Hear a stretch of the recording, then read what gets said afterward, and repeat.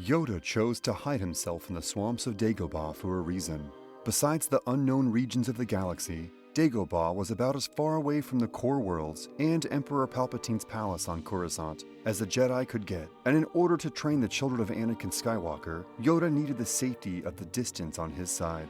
But there was a time, just after Luke arrived on Dagobah, that Yoda's secret got out, and a cunning bounty hunter tracked both Yoda and Skywalker down. How did they survive? How did the bounty hunter manage to report his findings to Emperor Palpatine?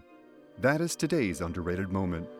Luke was alone. Although Yoda liked to fill his new apprentice's time with one-on-one training, Luke didn't always have the tiny Emerald Master around to whisper inspiration in his ears. While Yoda trailed slowly behind, Luke was instructed to practice his agility in the canopy of a nearby gnarl tree grove by apprehending a mysterious off-worlder who had shown up unannounced.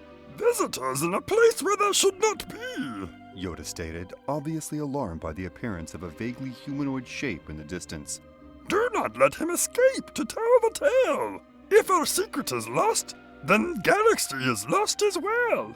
As Luke leapt into a fork in a nearby tree, he couldn't help but notice a trail of smoke shooting across the sky. At first, the young Padawan wondered if it could have been a line of mist that had fallen from the emergent layer of jungle above. But as his eyes traced the gray plume, Luke saw the figure Yoda had spotted only a few seconds earlier. "I've got a bad feeling about this," Luke said to himself.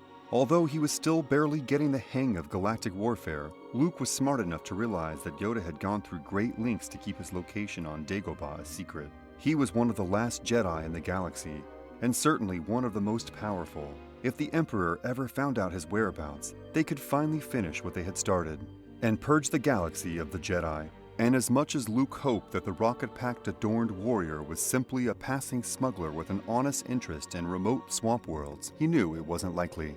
This was a bounty hunter, and he had found Luke, and through him, Grandmaster Yoda. "I must stop that man," Skywalker thought as he used the Force to propel himself off the gnarled tree branch and into the fog-filled sky. With a single outstretched hand, he tried to bring a dangling black vine into his grasp, but he couldn't quite grab it. This was by far the highest jump that Luke had tried all week, and he had missed it. The jungle floor was over 100 feet beneath him, and without the knowledge to soften his impact with the Force, Luke would certainly die. But he couldn't die. Not yet. The rebellion needed him, and more urgently, Yoda needed him. Luke had to get the off-world bounty hunter before the mercenary got to his ship. Closing his eyes, Luke concentrated all of his will on the Force. Just as he had levitated a series of bog stones a few days earlier, Luke used the Force to pull a long tendril-like vine towards him. With a snap, the whip-like plant grabbed a hold of Luke's boot by the ankle, and like a safety harness, it saved him from his fall. Luke wanted to take a moment to marvel at his own achievement. Surviving that fall and summoning the Force in such a short time was unheard of. But Luke didn't have a second to lose. Plunging his mind back into the Force, Luke used it to propel himself through the jungle, leaping 5, 10, 20 feet at a time through a never-ending obstacle course of granite stones, fallen tree trunks, and rotted roots. He only had one goal: stopping the bounty hunter. As his breath started to weaken and his legs throbbed with the pain of non-stop sprinting, Luke clenched his teeth and pushed further, until finally he arrived. There, next to an unusually sandy swamp bank, a red and brown scout ship was parked. Luke was overjoyed that he had beat the bounty hunter to the vessel, but he also couldn't help but wonder what type of guildsman would use this tiny freighter, which was a little better than a planet hopper, to traverse the outer rim. "Whoever it was hasn't left yet," he said to himself, "and judging by the looks of that scout ship..." But Luke's final words were cut off by a stealthy figure that approached from the rear. "Don't disparage the ship, boy," a metallic voice growled, as it placed the end of a customized LL-30 blaster pistol to the back of Luke's head. "I'll be trading it in after I get the Empire's reward for bringing you in dead or alive, or maybe I'll blackmail the Alliance to keep your whereabouts a secret." He didn't mention Yoda. Good. Luke wasn't happy to be captured. He knew that he was one of the most important assets in the Rebellion Alliance dwindling arsenal, and that they could sorely hurt if he was ever killed in combat or captured. But Luke was more worried about his elderly master and what horrible torture Vader and the Emperor could concoct if they ever got their hands on Yoda. "See, old Milko here don't pick sides, and I don't believe in the sanctity of the Force." As the bounty hunter rambled on, Luke took a closer look at him. With all of that metal armor screwed into his head, Skywalker assumed that it was a simple humanoid mercenary at first, with a poorly crafted helmet. But after closer inspection, he realized this was a bounty hunting droid that had somehow been programmed with a free will-based personality matrix. To Luke, that meant killing his opponent, as unfortunate as it may have seemed, wouldn't weigh as heavily on his mind. Turning his attention to a small metal cylinder attached to his waist, Luke responded slowly.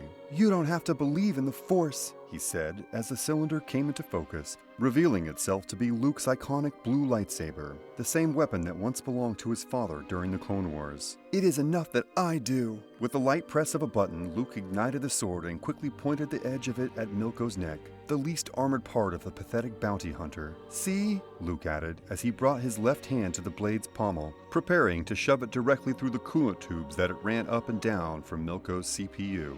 Before Luke had a chance to strike, the bounty hunter droid cast his blaster away and begged for mercy. With his head bowed low and two hands clasped together, he shouted into the jungle, "Oh, please, beneficial and magnificent Jedi priest, please spare my worthless life. I have 8 kids to take care of and a sick mother on Dead Shane Prime." If a droid could cry, Luke thought, then Milko would have certainly produced a waterfall. "I promise to feed orphans and clothe the poor and—" Milko continued to list all the ways he would turn his life around if Luke would just spare him. And Luke, perhaps with a soft spot for droids thanks to his relationship with R2 and C-3PO, decided to let his bounty hunter go free. "You're going to live this day, Milko, leaving knowing your life won't be worth a handful of credits and your reputation will be shattered. Once it gets out that you got the drop on a Jedi Knight and then had to beg for your life." Those terms were more than acceptable for the droid. As Milko turned away, he let out a sad metallic farewell, "May the Force be with you," and then climbed aboard his ship. As Luke disengaged his lightsaber, he realized there was a reason Milko's red and brown vessel was so pathetic. He probably never actually scored any decent bounties to afford a better one. By the time the droid powered up his engines and slowly turned his ships towards Dagobah's upper atmosphere, Yoda had arrived. Intimidate him, you did? Appeal to his vanity, you did? Interesting choice. Would not have worked in my time. Luke couldn't quite figure out what the wise Grandmaster's words meant. Did Luke succeed, or did he fail? It was a riddle that would plague Skywalker during the following weeks he spent in training on Dagobah, and ultimately he never found out Yoda's true opinions. But it seemed that Yoda was starting to realize why Obi-Wan liked Luke so much. He was different, far different from the Jedi who had failed to stop Palpatine's rise 20 years prior. And perhaps that would be enough to defeat the Sith who now ruled over the galaxy with an iron grip.